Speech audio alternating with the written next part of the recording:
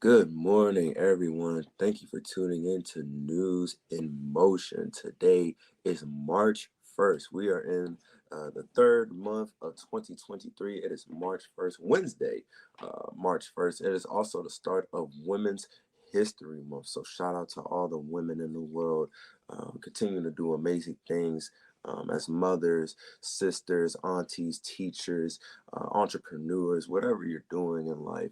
We see you and we are proud of you. As you're coming into the room, let us know where you're tuning in from, whether it's through Facebook, LinkedIn, YouTube. If you're an audio podcast listener, we want to say thank you for tuning into our shows every morning.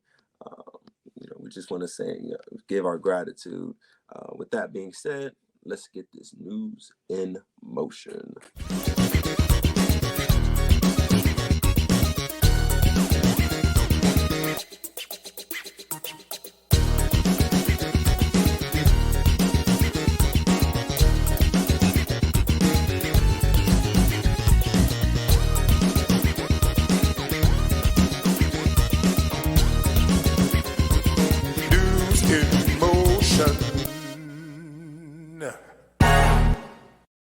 What's up, everyone? It's time for News in Motion. I am your host, Gail Dudley, and I just want to say hello, March. Today is Wednesday. I had to think of what day it was. It is Wednesday, March the 1st, 2023. This is also Women's History Month as well, so we're going to have some fun with that. We had a great time through the series of Black History Month, how people want to put us in a box, but we all know that we are Black 365 days out of the year. But I just want to just say good morning to all of you. I see Hester Jackson rolling up in here, y'all. Yesterday was her birthday. So make sure you give Hester Jackson a shout out. Listen, we would love to know when your birthdays are ahead of time. So always feel free to DM us or email us or whatever and say, hey, I'm a regular viewer of News in Motion. My birthday is such and such a date, and we will be sure to shout you out. Y'all, I am your host, Gail Dudley, and I love what I do. Can I just stop for a moment and tell you that I love what I do? I absolutely love what I do. Y'all, this is also, since it's March 1st, this is our time to start our March membership under the Gail Dudley brand. We have a link that we're going to put up in there. I think it's in there now. Maybe it is, maybe it isn't. Yep, it's up there. If you look in the chat, the link is there to sign up. This is about content creation. This is about content writing and content planning. And I saw several of you already start buying. You're paying your $8 for this month's membership. And I'm sure when you saw the download, the March download, the PDF digital journal, 16 pages, I'm sure you was like, she gave us all of this. Yes, I did. So I'm just so excited to share that with you. I'm having fun with this. Jeffrey Allen James said his birthday is August the 20th. And you want me to remember that how many months ahead of time? I'm going to need you to send me that in a text message or a DM so I can remember. Deborah says, sign up so you don't miss all the valuable content. Good morning, Pastor Alex Williams. Good morning, Marion Jackson. I see you, Deborah Sneed. I see you, Jeffrey Allen James. I see you, Patricia Lyles. Who else is in here? I see you, Shirley Nicholson. I see you, Adrian and Tanya from YouTube. What's up, Fred Jones? What's up, Patricia Lyles, Shirley Nicholson, Dr. Antoinette, Lori Wallace, Robert Holman. I did this in reverse today, and now I'm off kilter a little bit, but I see you all in here. So I just want to say good morning to you. Again, this is Women's History Month. I'm going to just name out women throughout this month, each day we come on. And today's name I want to give a shout out to is Latrice Jones. Latrice Jones is doing some phenomenal work. She's also back in school. I know she shared that with you all several weeks ago. She has a nonprofit organization dealing with autism. She also works a full-time job. She's a woman, she's a wife, she's a mother, and she's doing some amazing things. So on this Women's History Month, the first day, March the 1st, we want to give a shout out to Latrice Jones. Secondly, I'm so excited about this coming Friday's podcast on Politics and Prose. I was nervous to do this interview I was able to interview, I think I shared with you all that I would be interviewing because you all prayed for me, a New York Times bestseller. Her name is Lydia Finette. And this was the first book I read of hers. And I shared this book with so many people. The most powerful woman in the room is you. This book hit the charts and exceeded to number one for several weeks. She is amazing. She is an ambassador for Christie's auction house. Y'all, and I'm talking about she travels the world doing auctions. She has raised billions with B dollars in this auction house and what it is that she does day to day. So I had an opportunity to interview her. She will be on our podcast on Friday, and we were talking about her latest book. And if y'all see this, it says advanced copy. So I received an advanced copy of her book that comes out on March the 21st, and it's called Claiming Your Confidence. I will tell you this: I gave this book away as gifts to so many women and girls.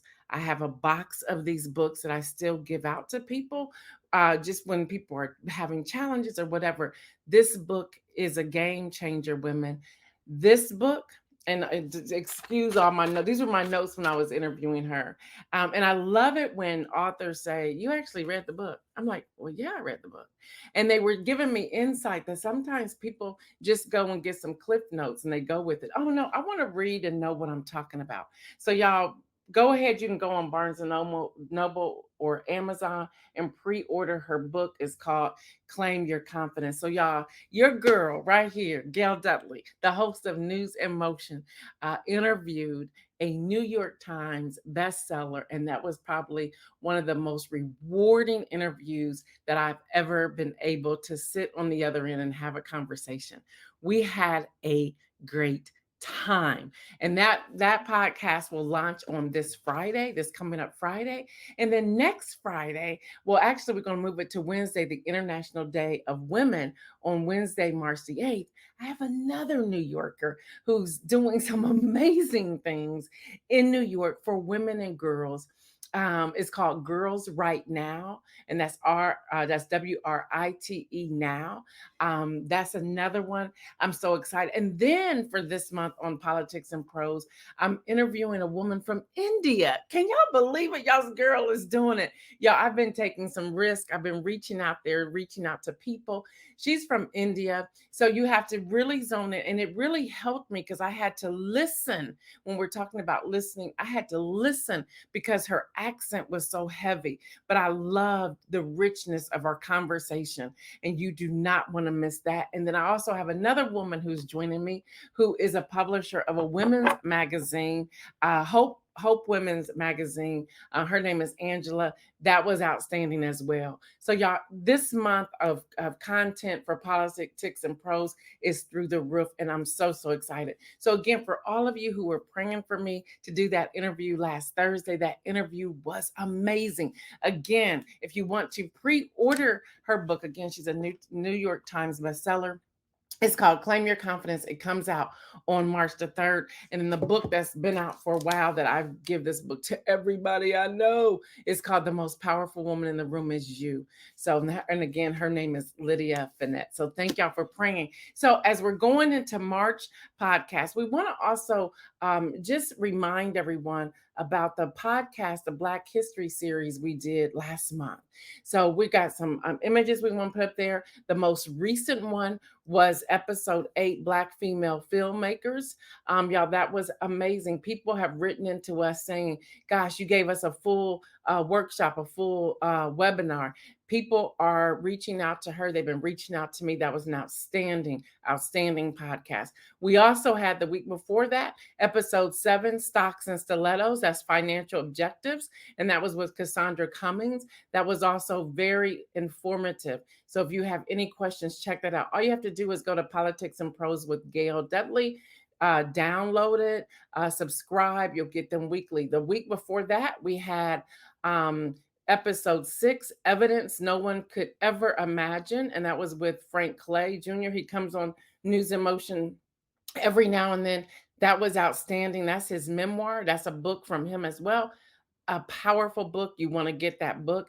And then, of course, we kicked all this off with Pastor Derek Holmes when we were talking about Tyree Nichols, episode 5. Where do we go from here? So, y'all, this podcast, Politics and Prose, this transition we took, and I go back to Kim Edmondson's words. It's like the time is now, and so I took that leap, went forward, and it has been amazing. Anytime people start calling you to be on your podcast is saying something. Now, if I can just get the sponsors to come along with it. I see you, Judy Neal. I see you, Shardini. I see you, Lewis Prior to Third. I see you, Donita. I see you, Mike Nicholson. Um, there's Latrice Jones. I just gave you the shout out for Women's History Month for March the 1st. Yes, girl, I highlighted you today. Y'all, she can return another number too, and we can return up with her as she turns that number. I see you, Tracy Burrs, and again, I see you, Kim Edmondson. She says, I need to catch up on the podcast. The podcasts have been fire. So again, y'all, our woman today to kick off Women's History Month is Latrice Jones. Again, she is a founder of a nonprofit that deals with autism. She is a woman, wife, mother. She has an amazing job, and y'all, she's back at school doing her thing, y'all. That girl's gonna end up being Dr. Latrice Jones soon. So let's cheer her on. Let's pray for her as we're going through Women's History Month and beyond. I gave y'all the book, so let's get into some news. Let's get into some news. I see you, Devontae Goings. I see you, y'all. I had to start the news off the way I did, but then when I get into the actual news, I have to go here. The royal rejection. Y'all, nobody wants to perform at King Charles's party. I'm sure his mother's probably flipping over in her grave. I can hear her now underneath all the soil and everything saying, "Now, Charles, what have you done, Charles? I told you to stay in your lane." I can hear her telling her son that. Anyway, y'all, May the 6th, the UK will officially crown Charles III as king and his wife, Lady Camilla, as queen consort. Y'all, the country hasn't had such a party since 1953. You know they about ready to turn up when Queen Elizabeth II was crowned. So the palace is ready to get their groove on. Unfortunately for Charles, it's been difficult to find musical acts willing to perform at his coronation concert. Adele said no. Ed Sheeran said no. Harry Styles said, not doing it. Elton John, come on, why'd y'all even reach out to Elton John? Now you know his girl was Diana. He ain't getting ready to do this for you. Even the Spice Girls, who he has been in videos with, said, "Nah, we're gonna decline this invitation in joining these festivities." Y'all, the House of Windsor is scrambling, y'all, to find someone, anyone. Do you have any musical talent? Can just probably call it the House of Windsor and say, "I'll come perform," and you put a price tag on it. But the headline of the royal affair is not looking good. So here's my question for all of you. Are these people who said, "Oh no, you done thrown Megan under the bus, Harry under the bus, so we're gonna stay home"? I want to hear your thoughts on this because y'all, it's crazy. It's crazy how they're saying, "We're not doing that. We're not doing that." Kim Edmondson said everybody then turned him down. Now, although I'm dealing with international, I just want to flip the script a little bit, and I want to talk about the war between Russia and Ukraine. And I want to say to Putin, didn't you start this fight? Yeah, y'all. The Russian president yesterday ordered officials to increase security on the border of Ukraine as a flurry of drones flew into the southern and western Russia, including one that crashed 60 miles from Moscow. Yeah, that's what's happening. On the ground, the Ukrainian officials said conditions in the besieged eastern city, which once had a population of 75,000, were becoming more difficult as Russia tries to cut off Ukraine's supply routes. Yeah, that's what's happening. So Russia's saying, "Foul, you coming too close." Well, didn't you start it? What did you expect was going to happen? So you thought they were going to be gone. They still in the fight, and it's been a year. Now, y'all, this isn't good. And I want to share, I was actually a little sad about it. Y'all, Chicago Mayor Lori Lightfoot loses bid for reelection. Yeah, so now it's going to be a runoff in April 4th for their mayor. But that happened, y'all. That happened. So there's a lot here that's going on. I want to stress again, every city, there's violence in every city right now. And a mayor, a chief of police, a governor can only do so much. So when we're thinking about voting for people, we got to get beyond these sound bites and beyond what they haven't done and focus on, well, what have they done? What have they accomplished? Now, some of the stuff that people are saying about Mayor Lightfoot, it's real, it's true. But what about the list and the pages of everything else she's done very well? When we start gearing up for voting for the general election in 2024, we need to stay mindful and steadfast and understand the dynamics when it comes to voting. We cannot just put people in there because they're like, hey, vote for me, and they have no experience whatsoever for that particular position. Yeah, y'all, the Supreme Court is showing their cards. That's what's happening. The majority seems to want to say no to President Joe Biden's plan to wipe away or reduce student loans held by millions of Americans. In an argument lasting more than 3 hours on yesterday, Chief Justice John Roberts led his conservative colleagues in questioning the administration's authority to broadly cancel federal student loans because of COVID-19 emergency. Now, the plan so far has been blocked by blackball, I should say that, blocked by Republican appointed judges on the lower courts. Now, it's not clear if the six, 6-3, six Republicans, three Democrat appointed judges.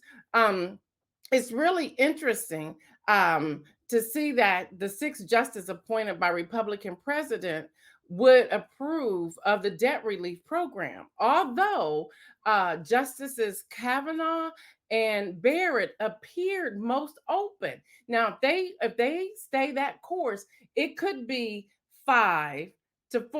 So it's going to be real interesting to see how all of this comes out. So we want to keep that going. Let me see. Tanya says, Gail, we love you. This month is to celebrate you as well. I know you don't like this. You know I don't. And you can get me later, but you have made and are making history as work so hard to mentor adults and youth during such a historic pandemic. I could go on, but I'm driving and using you better watch the road, girl, using my voice command. And we all know that voice command can accidentally translate incorrectly from the bottom of my heart. In behalf of my daughter, Lexi, your high school ambassador, we acknowledge Gail Dudley News and Motion. You are a blessing. Thank you so much, Tanya, for sharing that. So, y'all, that's what's happening when it comes to this student loan debt relief. Now, I want to give you the press from the press office, and thank you, Devontae, for getting this to me so quickly because I could not find it. I could not locate it. Secretary Cardona statement following the Supreme Court oral arguments, and Secretary works under the Biden administration. They say today, U.S. Secretary of Education Cardona issued the following statement after the conclusion of oral arguments before the Supreme Court on the department's one-time student debt relief program. Today, the Biden-Harris administration mounted a powerful defense before the U.S. Supreme Court on our plan to provide targeted one-time student debt relief for more than 40 million working and middle-class Americans as they recover from the pandemic. The Department of Justice argued against a lawsuit aimed at denying relief to borrowers, made clear that challengers to the program lack standing to even bring their case to court, and explained the Department of Education's decade-old authority used by multiple administrations to protect borrowers from the effects of national emergencies. President Biden and Vice President Harris and I recognize how essential this relief is for tens of millions of Americans, and we are fighting to deliver much needed help to borrowers trying to get back on their feet after the economic crisis caused by the pandemic. The last paragraph. In addition to the one-time debt relief plan focused on the effects of the pandemic, we will continue to put the needs of students and borrowers ahead of special interests, hold colleges accountable for runaway costs and unaffordable debts, and pursue historic changes to student loan repayment that will cost cuts and reduce the crushing burden of student debts for millions of working families. So, y'all, that is the entire statement. Now, here's what we need to do. Here's what we need to do. All of us need to contact our representatives today. Our representatives in the House and the Senate. I believe we have numbers for both of those. If you can look up, I think we have those, Isaiah, look up Congress, look up Senate, There should be a phone number there. But if not, you can go and find those yourself. You can go to ballotpedia.org to get those as well. But you need to contact them and say, please use your voice to pass this student loan debt relief. I'll say it again. On yesterday, I shared with all of you that the PPP loans that people don't have to pay back, that was 800 billion with a B. The student loan debt relief is 430 billion. That is with a B. So if you can do PPP loans for many of the people who sit in the chamber, that's those who are House representatives or senators who receive the money and they don't have to pay back. They already get free insurance. They already get free this, that, and the other. Come on, you can't help with these people who are struggling with their loans. So we want to put that out there. And I also talked about the money that has been going to Ukraine, which we support here on News in Motion. That is in the billions as well. And I broke down the percentages of all of those funds on yesterday. So if you missed that, go back to yesterday's broadcast because they stay up. You can get all that information. Make sure you are educated on what you are saying and have a stance on how you are defending the student loan debt relief. So get out there, call your representatives. We don't have that number, but we'll make sure we'll get that number as soon as possible. Mike Nicholson says the whole explanation, but still went on. I love it. Hey, there it is. I got to give y'all all of it. You know what I mean? So anyway, y'all, Matt Gaetz is back in the news. He got shut down yesterday, and I saw it live on television by the Pentagon officials. He was trying to push the Chinese propaganda at a hearing. Yeah, y'all, Matt Gaetz, y'all know, Republican Florida. He's the one who caused all kinds of havoc on the House for the voteless speaker. He was shut down by the Pentagon official after trying to introduce Chinese propaganda as a credible source during a congressional hearing. Yeah, he got shut down. The Florida Republican introduced, y'all, get what he put out there on the table trying to use as his proof, ultra nationalist Global Times tabloid during the hearing. And he argued for the U.S. to stop aiding Ukraine. Sit down, boy. Just sit down, take 1,000 seats. Y'all, let's talk about banning. We've been talking about book banning, but we also have this TikTok ban. That's happening, y'all. NBC News is reporting the White House is giving government agencies 30 days to remove the Chinese-owned TikTok from federal devices over security concerns surrounding the video sharing app. Congress approved the ban back in December. Now, y'all, the news come at the concern that TikTok could be used by Beijing to collect individual private data. Yeah, Canada and the European Commission and Taiwan have recently made similar bans, and other Western countries, including Denmark, are considering implementing these bans. Now, ByteDance and company behind TikTok previously denied using the app to spy on Americans. However, there's been some intel that comes out that they're checking out everything. So they're also talking about this data, including the information that's being shared, are coming after people like me who gives journalistic views, relevant commentary, and so forth. So now I'm reconsidering my TikTok handle as well because I've been putting out news on TikTok in a reel. After reading all this and uncovering a lot of this, it's a little concerning. Let me see what some of you are saying. I see Mike Nicholson. I see Shirley Nicholson. I see Tanya Williams. I see others. I can't go but so far back. Banning TikTok nationwide is next. I think it's coming. Rodessa says, Grand Rising, everyone. Y'all, I nominate Gail Deli do Queen impression. Listen, she gone now, so I really can't do it so much now because I feel like, I'm disrespecting her. All right, y'all, also in the news, y'all, political. I got a whole stuff. We did. That's happening yesterday. Today is Wednesday, but the news keeps coming. Y'all, Anthony, I hope I say this right. Diaz Pachito was the first House Republican to call for George Santos' resignation. By the way, he's the first House Republican to call for George Santos' resignation. Now he is introducing the bill that will prevent George Santos from profiting off his campaign lies. Now, I just want to tell the representative, make sure you use all of his aliases name. His real name is Anthony DeVoyer. Don't forget that. So you want to write the bill to make sure all of his names are seen on here. So we can't say, well, that's not my name and still do it. Anyway, he is a fellow first term House GOP member from New York. He started circulating a proposed bill text that would prevent members convicted of certain offenses from profiting off of books, deals, speech commissions, TV shows, and more. Hello, somebody. He said no, he should not be able to benefit from this. Nearly everything about George Santos' background has been called into question after all of these news stories detailed his lies, contradictions, and misleading comments he repeatedly made about his resume, ancestry, and education. Y'all, this is all on politicalnessthebomb.com. And the idea that George Santos could leave office and profit off of that by a book, by a movie, by a contract, Lifetime television, you know, all that stuff, Hulu, you know, has privately percolated and annoyed his House GOP colleagues. Now, the move underscores the actual bad blood. There's some bad blood, y'all, among the New York Republicans, some who have called for George Santos to be expelled from Congress. I'm starting to believe he has not left because they're asking George Santos to resign. His real name is Anthony DeVoyer. Y'all need to start calling him by his real name and then put him out. That's all you have to do. It's really that simple.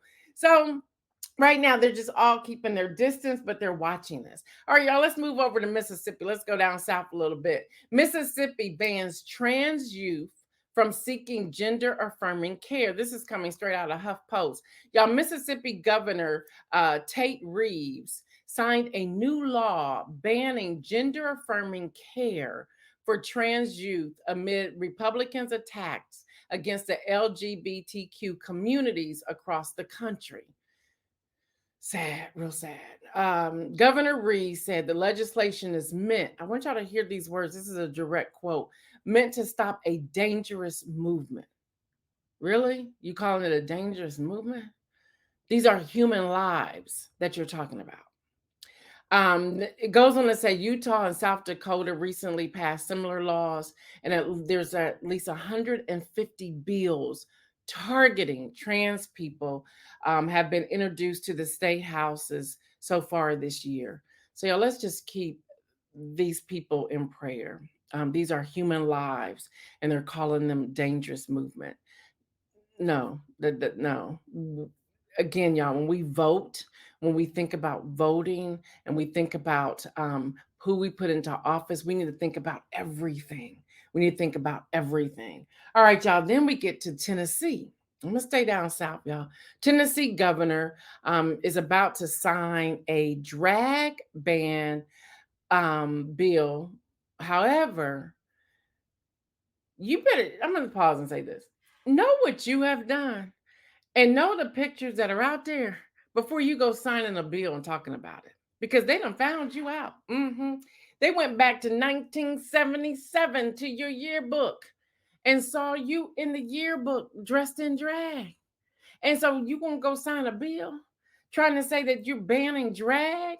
He's saying that he wants to sign a bill banning male or female impersonators from performing in public or any place a minor could appear or has been there. Appears, you know, they found it in 1977 yearbook that he's been wearing drag himself for a while. How you gonna sign a bill? Aren't you signing against yourself? So, y'all, these are the things we have to do our research before we jump on the bandwagon of something. All right, y'all. I don't know if you drive a Nissan or not, and I'm about to wrap this up when we get to the inspirational message. But, y'all, they don't have a fix yet. But they just want you to know about this. AP is reporting Nissan is recalling more than 809,000 small SUVs in the US and Canada because of a key problem, which can cause the ignition to shut off while you are driving the car. They don't have a fix yet, but they want you to get, they just want you to know about it. So the recall covers certain models from 2014 through 2020. I don't see the model. I see just sports. I don't know which model it is. And also 2017 and 2022. We'll find that model and get that to you. Nissan says the SUVs have jackknife folding keys that may not stay fully open. And if driven and the key is partially folded, the driver could touch the fob, inadvertently turning off the engine, whether you're on the highway, driving down the street, in the parking lot, or wherever. They're saying this is pretty dangerous. They said that this can cause loss of engine power and power brakes, and the airbags might not inflate. What? Yeah, but they don't have a fix yet. They don't have a fix yet. The company says it's not aware of any major crashes or injuries caused by the problem. Yeah. So y'all, Nissan hasn't come up with the fix yet. We just want y'all to know. We just, and I thought it was important for us to share it right here on News in Motion because I want you to know. We will find out the SUVs they're talking about, but the model, it's year 2014 to 2020, and then the sports model 2017 to 2022. So we'll get the model and make sure you have it all. But that's what's happening, y'all. All right, for our inspirational message, Latrice Jones said, "No Nissan, Team Acura, Honda." I hear you, girl. I hear you. Mike Nicholson says, "Never drive a Nissan. The name don't even sound right." Leave it to Mike Nicholson. Dr. Antoinette said, "Just parked. What happened to the GOP being the party of less government?" There's that. Thank you, Dr. Antoinette. So yeah. Jeffrey Allen James said they sell noodles in the store. Okay.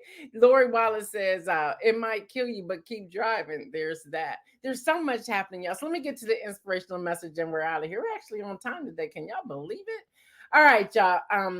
Yesterday I talked about have a heart. And so today, Isaiah's going to pop that up there. He came up with the theme this morning, bread of life. So I want to thank Isaiah for that. Y'all, PBS NewsHour is reporting, and y'all know my love for making sure we are helping those who are food insecure. More than 30 million Americans who rely on SNAP benefits will lose their expanded food assistance today. It's happening today. That means at least $95 less per month for every household. That's $132 less per month on average for single people, and $197 less per month on average for a household of three. Y'all, the expanded benefits helped keep more than 4 million people out of poverty at the end of 2021. That's one of the studies that found that. Y'all know I'm digging all in through this. People who receive SNAP will get an average. I want y'all to hear this. As of today, they will get an average of $6.10 per day to buy food. Now, I don't know where you're going to go. Now, eggs have come down a little bit, but they're getting $6.10 per day to buy food. Now, you may think that's horrible. Well, I did not know until I read and dug into this yesterday. That's down by $9. So what? They were getting $13, 14. What was happening here per day? Um, think about what you buy and what you eat per day, and ask yourself, can you survive off of that? Yeah, Kim Edmondson, how sad. So on March 1st, the expanded food assistance benefits approved by Congress during the height of COVID-19 pandemic will expire. And they mad about, okay, let me keep going. Let me stay focused. Reducing food budget for millions of Americans. Those emergencies expanded allotments to the nation's Supplemental Nutrition Assistance Program, that's SNAP, were passed in March 2020 as part of the Families First Coronavirus Response Act. By the end of last year, 17 states had already ended their emergency declarations and the expansion of assistance, followed by South Carolina. Now, the temporary boost will expire in the remaining 32 states, the District of Columbia, Guam, and the U.S. Virgin Islands, affecting more than 30 million Americans. 30 million Americans. So, my inspirational message is bread of life. Are you hungry? Just think about the times that you are going throughout your day and you're like, man, I got to get something to eat. I'm hungry. And we have the privilege of being able to stop and get something to eat or go in our kitchens and go through our pantries and our refrigerator and find something. We even have the nerve at times to open up our refrigerator and see all the food and sit there and say, there's nothing in here or there's nothing I want to eat. So let me go and order something. Yeah, we do that. But yet, 30 million people as of today will end up with $6.10 a day to eat. 30 million Americans. So, my call to action today is that we really consider the people around us and make sure they have something to eat. Already, food pantries are saying that they have lines this morning because this started today. And we're talking about Women's History Month.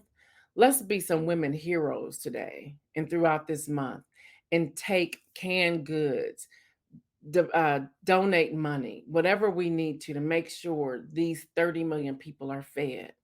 I'm going to go a step further. Out of these 30 million people, more than half are children who have to go into the classrooms to learn, but they lack comprehension because they're hungry, not because they cannot put 2 + 2 = 4. It's because they can't even comprehend what's going on because their stomachs are growling. They are hungry. They are extremely hungry. Deborah Sneed said, God is so good to us. We need to share the love. Kim Edmondson says, Amen. Be a food hero. Patricia Lau says, that amount of money won't feed 2 children, and the price of food is so high. This is so sad. Hester Jackson says, $6.10. So we just eating eggs, no meat. Y'all, this is what's happening. This is what's happening. So we're in the middle of Lent. So on today, I'm asking us to do something that's going to make a difference. Today in Columbus, Ohio, the CEO from the Feed Project will be down at the Hyatt on Capitol Square. I plan on going down there just to ask questions if I can, to find out what's really going on. I didn't buy tickets, so hopefully my press pass will get me in the room. I don't need to eat. I just want to say, okay, how do we donate? How do we partner? How do we come alongside of you? Devontae, if you're still on here, we should go down there together as Black media to see what's happening. It starts at 12 noon. So we can go down there and get the information we need. But y'all, when you're shopping this week, if you're able to pack an extra bag and deliver it to your food pantry because they're going to be in need. It starts today. So, y'all, sorry to end on that note, but it was important to share that today because there are 30 million Americans hungry. And let me go a step further. When I was looking at some of the research on this, that's 30 million Americans who were using SNAP, who were not too proud to use SNAP. So take that times, they said take that and add about another 100,000 or more, minimum of 100,000 or more, who may not have shared with anyone that they're in need as well. All right, y'all. So that's today. Y'all know tomorrow is our Friday. It's y'all's Thursday, but it's our Friday. And we're going to use that day, myself, Isaiah, and Kenny Stanley, to have some fun. So we're going to lighten up the news on tomorrow to have some fun. But y'all know what I say. Stay well, everyone. And remember, make some bold moves. I'm out.